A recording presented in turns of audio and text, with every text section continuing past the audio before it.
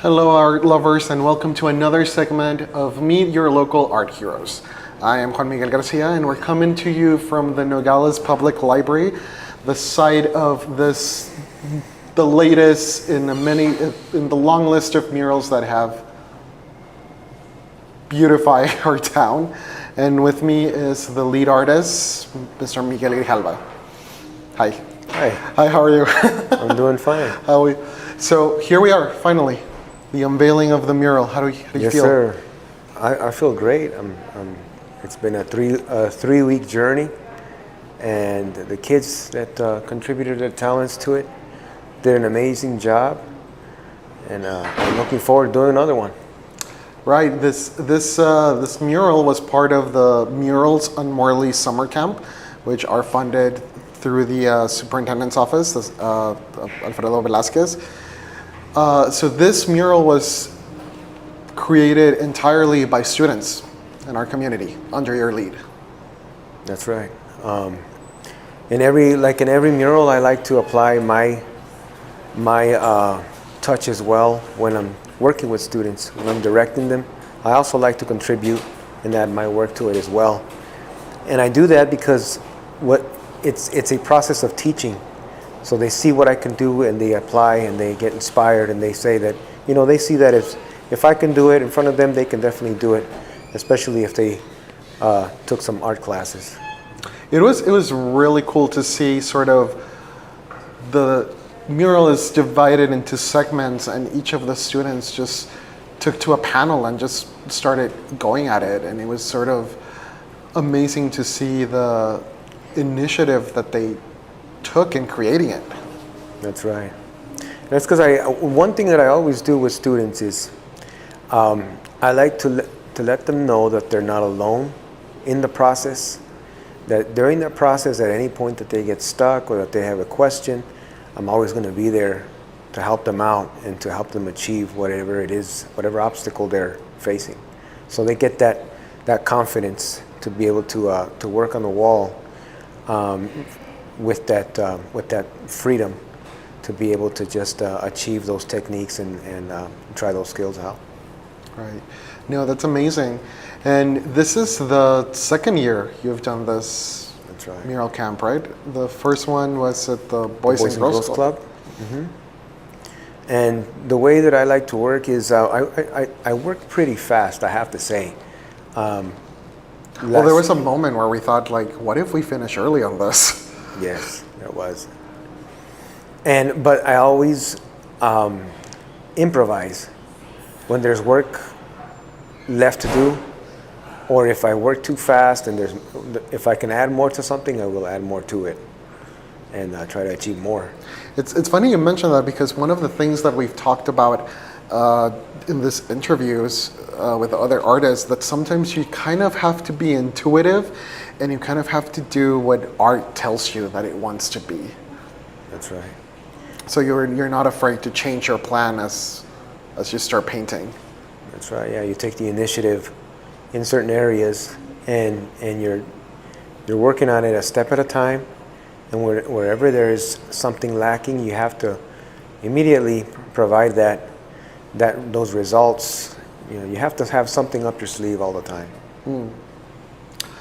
So how did you first become involved with art? When was the moment where you decided this is what I want to do? When I was when I had my first son was when I decided I wanted to pursue art. Back then, I actually wanted to pursue boxing. I wanted to be a champion of the world. But I started having a lot of success in art. And friends, family members would tell me, why don't you pursue painting instead, creating artwork, or pursue studying art in college. It's better to achieve those skills that you have. And that's when I decided to pursue it. What was the thing that you wanted to, was it always murals, or was it just painting in general? I started painting murals when I was attending college. This was 24 years ago. Back then, I also received my associates in illustration and in graphic design. And so I pursued being a freelance artist, painting murals, portraits, designing, working on T-shirts, like some different types of art, different types of mediums for 25 years. It was up until early this year that I received my bachelor's in advertising, art, and design. It's amazing. Congratulations. Thank you. It's sort of interesting to see that journey because I don't think none of us as artists expect to make it here or to all of a sudden be in this center of what I keep referring to as the local art scene. I think it takes a lot of diligence. It takes suffering. Those 25 years that I've been involved in this, many of those years have been years of ups and downs, roller coaster rides where things didn't work out for a long time. Many doors were shut. There were many times when I decided to give up, but something in me just said, no, you just got to continue. You have to proceed. You have to achieve. There was a goal that I want to achieve. There's a dream that I want to pursue, and I will do anything to make it happen, even if it took suffering. Right. Mm-hmm. No, that's amazing. What do you see that there is a contrast in what is happening here locally in the Morley Arts District as opposed to what the environment was 5-10 years ago? Oh, for sure. I'm not a resident of Nogales. I arrived from Santa Fe, New Mexico, back in 2018. I moved here from New Mexico. So I moved here from the center of the arts in Santa Fe. I was just gonna say, like, that's a pretty popular art scene. Definitely. It's an amazing they compare it to New York as far as the art capital. But yes, when I first got here, I didn't see much here, and I thought, I wonder if I'll ever have an opportunity to do something here. I'll have to do something online over the internet, look for work maybe in Tucson. But doors started suddenly opening, and then I started seeing the art movement grow within this city as well. And all of a sudden I started seeing artwork, murals, art promotions. It just started like a small explosion, and it's been spreading since. It's funny you mention that because it started with all of these murals that started going up and people like Priscilla Neftis, Tony Plack, and it was just this explosion of art that seemed to come out of nowhere. That's right. What was it like seeing, like, you as an artist and you as a muralist, what was it like sort of seeing those early stages of the Morley Arts District? At first, I was pursuing teaching. Since I had taught, I was an assistant teacher for 8 years. I started looking for work here as an assistant as well, and then that's when the opportunity came up I was hired at the Rio Rico High School. I started as an assistant there for the special ed department, and then the opportunity came up where they needed an art teacher. At the time, I applied for the position. I didn't have yet the bachelor's, so I started. The good thing is that the principal then made this deal with me to hire me as a long-term substitute teaching art and ceramics, and at the same time pursue college and pursue the bachelor's and then the teacher certification. So when that took place, it happened to be just at a moment where the entire art movement started growing here in Nogales, and it was just through the school system that I started getting linked with great connections here. And then one thing led to another, door open, another door open, another door open. That's amazing. So this, like we mentioned, this particular mural is created by students under your leadership. Do, would you say that this is an accurate representation of what your art is, or would you say that your style is completely different from what you do with the schools? I would say that my style is very intricate. I'm very diligent. I focus a lot on detail. And with the mural, I let the students kind of take their direction and apply their skill and what they know. I do focus on making sure that details are applied, that skills are applied correctly.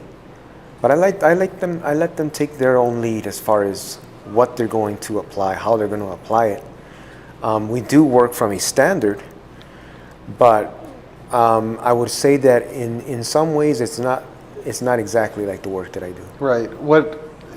Well, I assume that your process is the same, because I see you sort of have this concept in your mind for like a particular panel, and then you would like search for the inspiration, try to get people to pose so that you have like an actual reference. Is that the same process for your art? For my art, yes, very similar. Because let me like that, seeing that process was amazing, because it was this whole from concept to creation, and everything in between was very meticulously planned. Like nothing was left to chance. Like, yeah, I would say that it's very similar in that aspect. every tiny detail, like you planned out. Definitely. Yeah. And the students worked very hard. I was blessed to have students on my side that were very diligent to achieve their skills on this wall. So what is it that you like to paint when it's not something that is commissioned by someone else, or that people are not giving you directions at what it is that they want? When it's your idea from the beginning, how would you describe your art? In my art, I like to express music a lot within every piece. And I also like to work a lot on this desert. I like to take the initiative of working on desert scenes, sunsets. I grew up in Tucson, and sunsets there, I grew up, every afternoon was a beautiful sunset. So I'm geared towards the desert scenes, but yet I like to paint either vehicles, people involved in those desert scenes. And I also like working with this special medium called, I titled it Fresco de la Peña. It was passed on to me from Nereo de la Peña, who was a famous international muralist who painted using this technique in Italy, in Trento, Italy. He is the artist who painted the mural in Magdalena, Sonora, Mexico, where the Father Kino's bones are under exhibit. Oh, wow. So he used that technique in that dome many years ago. It's still there, but he passed on that medium to me, and I used that medium at the Palacio Municipal in Magdalena, Sonora, Mexico. Wow. And so I've painted a few scenes. I have a series of paintings that I have using that medium. It's a form of modified fresco, but because Nereo de la Peña put it together and taught it to me, I ended up, when he passed away, I named the Fresco de la Peña. That's amazing. That's the other thing that I love about your work, is that you sort of carry all of these stories and experiences, and that influences a lot of your work. Many people that I have met that have touched me profoundly, that I still hold them in my heart, and Nereo is one of them. He passed away the night that I finished painting the mural in Mexico at the Palacio Municipal. And many people that I've met throughout the journey that are amazing people, experiences that I've had, that they still resonate. But yeah, it's a reflection of what I paint. When you put your artworks next to each other, like imagine this. You start with your very first painting as a student, as a child, whatever, and then you put them in chronological order in front of you, are you able to see all of those experiences reflected back at you? Yes. Yes, I could definitely see the culture involved. I can see a reflection of our culture, our traditions, our good side, our bad side, our music. A lot of it has to do with music. And music moves me in a lot of ways to painting. There are many times where I'm not inspired to do a piece, but if I play a certain song, it just sparks a new painting, and I'm totally inspired to do it. That's amazing. Is there any particular type of songs that you listen to that you're like, oh, I just have to put this one song to get in the mood? There's a lot of a lot of acoustic guitar type music like Otmar Liebert or Oscar Lopez or the Gypsy Kings. Depending on the mood, I get inspired to paint those scenes that are either romance or some form of suspense. It's kind of cool because it's kind of like this intersection where all forms of art just start affecting one another. So like, it's all interconnected. That's right. It's all interconnected. I don't know if it affects other artists in the same manner. It might be totally different. But I grew up with my father was a musician, is a musician. So music was a big part of my life since my childhood. Are you also a musician? Like, do you play any instruments? Yes, I play a number of instruments. I started playing music back in 2014. It was part of ministry, a worship ministry, and we were playing every Sunday. Every Sunday we had to have a number of songs accomplished and practiced to set for church service, and I haven't stopped since. It's funny because like I was gonna say, 2014. It wasn't that long ago, but it wasn't that soon. It's kind of interesting to think that like, wow, a lot has happened. Do you ever see yourself pursuing music instead of as well as painting? At the moment, I'm teaching both of my sons to play different instruments, and I want to start a band eventually with them. We want to start our own rhythm, our own style. I think that it's something that's going to always go hand in hand with art, though. I'm always going to have the art to work with and the music to work with as well. Right. As we said, it's all this symbiotic relationship that like works hand in hand. Definitely. As someone who paints, I also love listening to music when I'm painting. Do you ever find yourself that the music tells you what to paint? Oh, most definitely. Because I've experienced something like that recently, and it was not an obvious thing, but I was listening to the song Cruz de Navajas, and it's sort of, I'm very much into surrealism, and that song is very surrealist in nature, and it inspired me to like paint a clock, but it had nothing to do with the song and nothing to do with the lyrics, but that's the image that came forward. I don't know if that's the same thing for you. Yes, in a very similar way. I could be listening to some kind of cosmic music, outer space music, like Dream State Logic, or I could be listening to Enya I love Enya. Or John Seary. And with John Seary and Dream State Logic, immediately I'll be painting nebulas, cosmos, planets, everything that's outside our reach. And then with the acoustic music, I'll be painting a whole different theme, like desert scenes and couples involved in this romantic essence. I love that you also give your works a narrative, because one of the panels here, the people are depicted in like dancing in the desert, and then all of a sudden you turned to me and you said that, and I felt that they were kind of lonely So I figured there were these people just wandering the desert, and they stopped and they saw these two people dancing, and so I painted them. Definitely, yeah. But Yeah, this- do you do that for all of your paintings? That to give them a story, a background? Yeah, yeah. They all have to have something in the back. They all have to say something. It's like it's almost as if two people they couldn't say they needed some form of company. The painting had to say a story.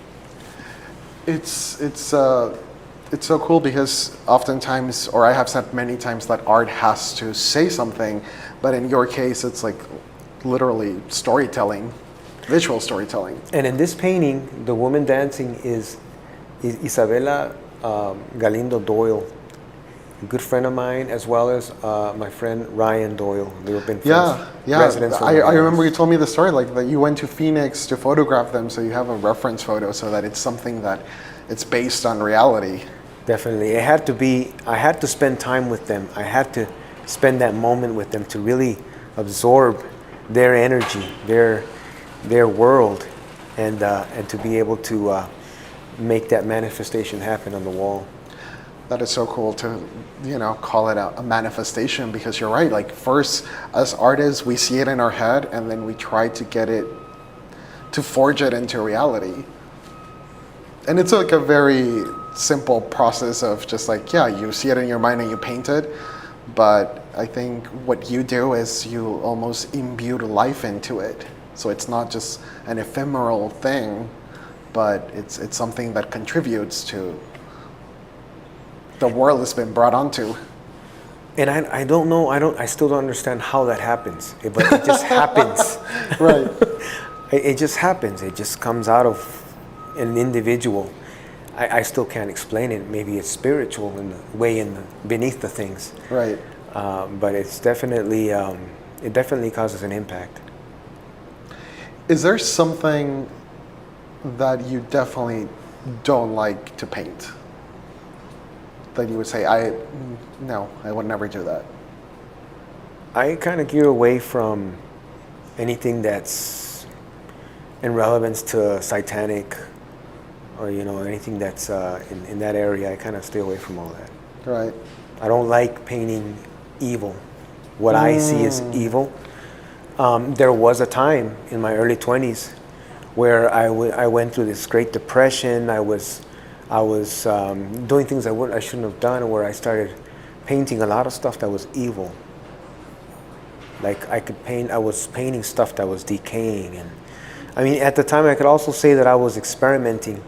Well, it's like we mentioned before, the influences or whatever it is that you're going through in your life influence the work.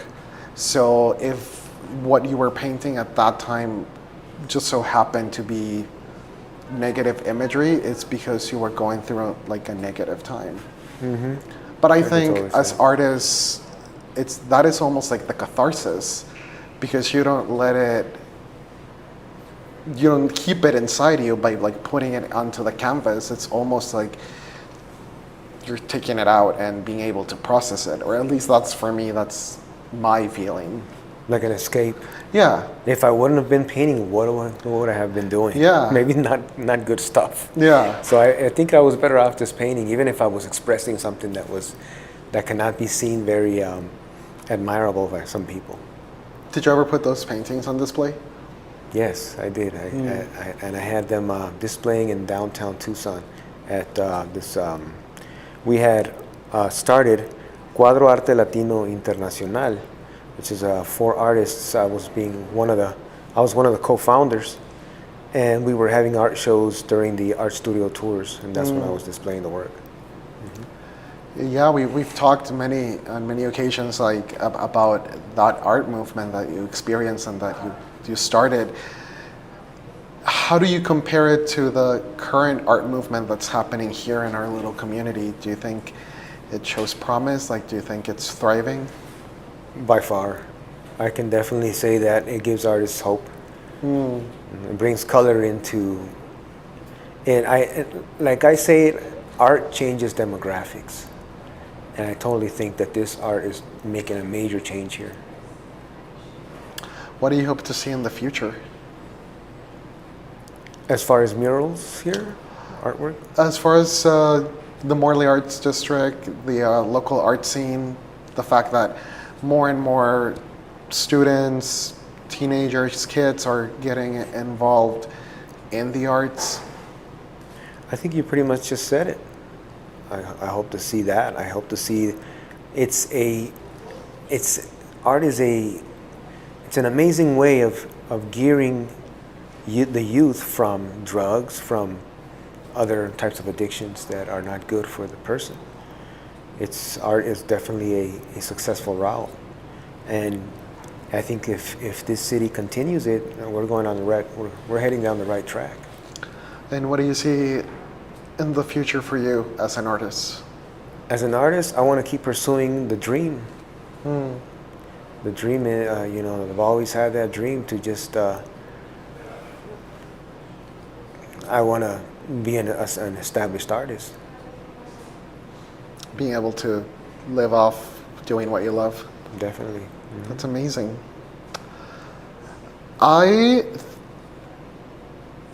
never done this before, but I think we should do a rapid fire round. So what we're gonna do is I'm gonna ask you a series of questions, and you just answer them how you at the top of your head without thinking. Okay. You seem nervous. Throw it at me. Throw it at me. No, it's very simple. It's very casual. Okay. Okay. What's your favorite time of day? Golden hour. What's your biggest weakness? Short temper. What's your biggest strength? Diligence. What's a cause that's important to you? My family, their health, my health. What's the best compliment you have ever received? You're a great artist. When do you feel the most inspired? When I'm listening to music. What song can you listen to and repeat? It would be.